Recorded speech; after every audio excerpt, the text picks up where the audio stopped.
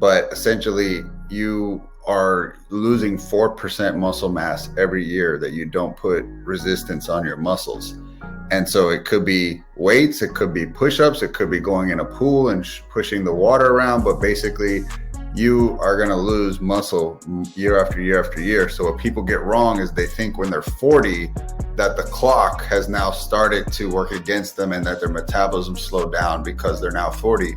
When that's actually a misconception. It's because it's a compounding effect of muscle loss over the years. If you lose 4% a year and you don't work out from 20 to 40, how much muscle have you lost over 2 decades? That's why people see their metabolism slow down when they get older.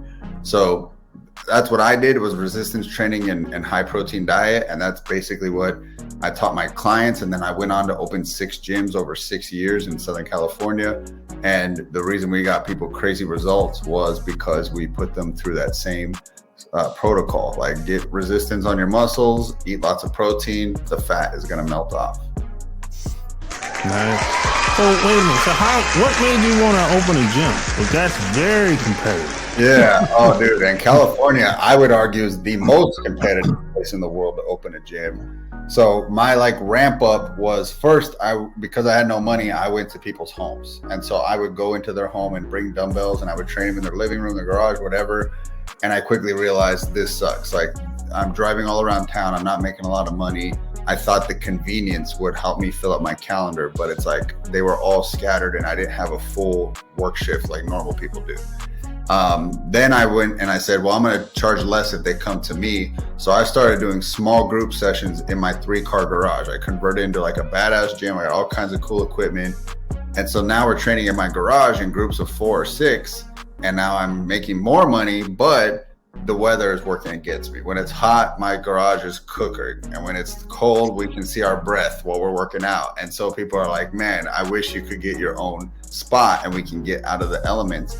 So I started looking around town and I found this space for lease that wasn't too much. It was like 1,200 square feet. And I was like, okay, I can bite off that, rent. Let's do it. And so I went and opened a gym. And, to be honest, I was in a low income area. Like the annual household income was $40K a year. It wasn't like a wealthy place. And so I did group training at a pretty low price. It was $120 a month and you could get unlimited boot camp sessions with me.